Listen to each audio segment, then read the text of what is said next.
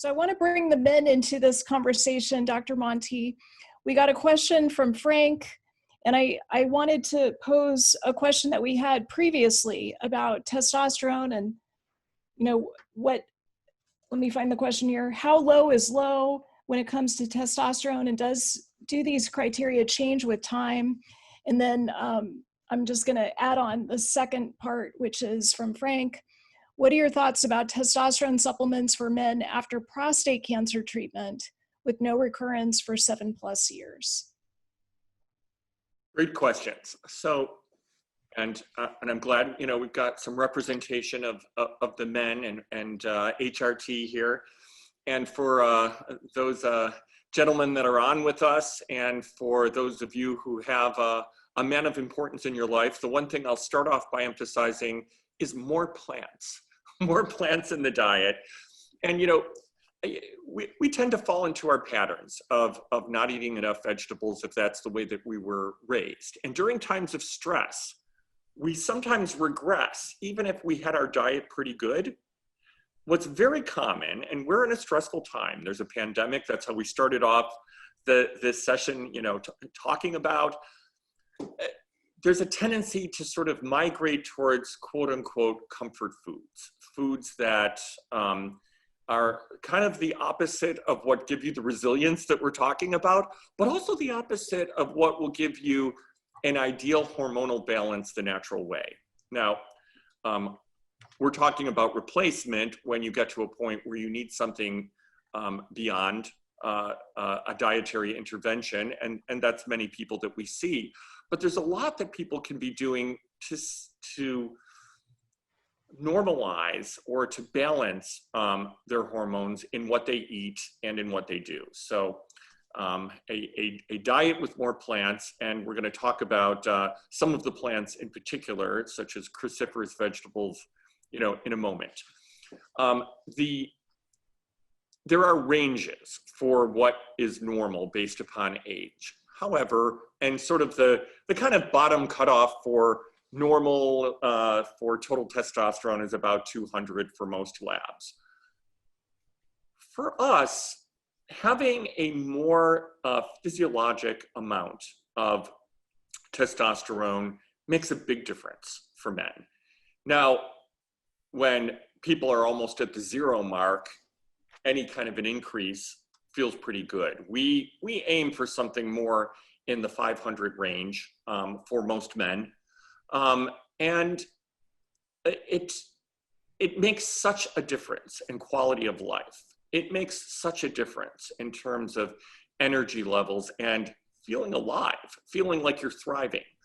And so, we take these numbers seriously. We look at a lot of things. We look at free testosterone, as Dr. Bazzan mentioned in one of the previous webinars. That's one of the best indicators.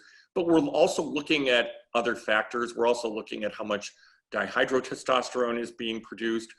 We look at things, how much is bound, and because sometimes there's things we can do about that. And we also look at what the estrogen levels are, because sometimes somebody has a moderately low testosterone and a fairly high estrogen, and so we want to address the estrogen in that person, and that might be our first line of defense by balancing the estrogen testosterone ratio. So there's a lot to consider.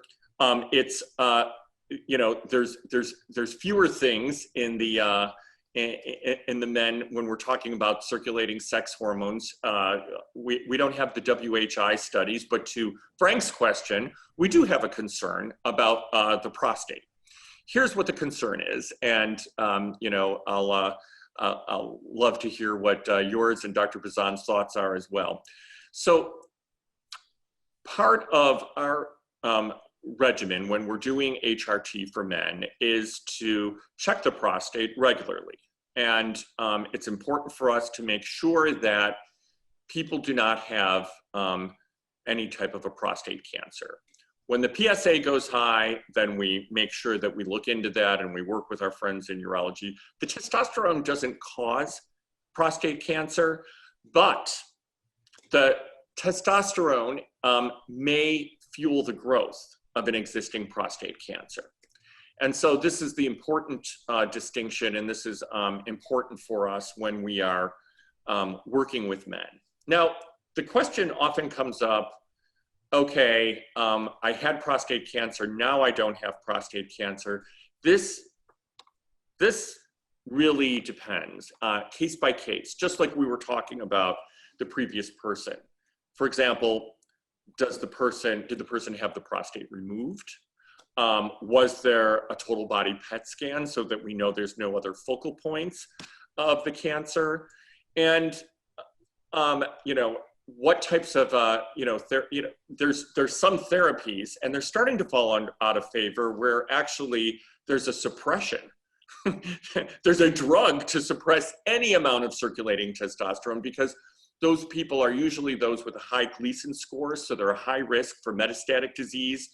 And so, you know, these are people that we would never consider giving extra testosterone to. But on a case-by-case basis, we would work with the patient, their oncologist, their urologist sometimes, to figure out what really makes sense for a man's quality of life after treatment when they are prostate cancer-free.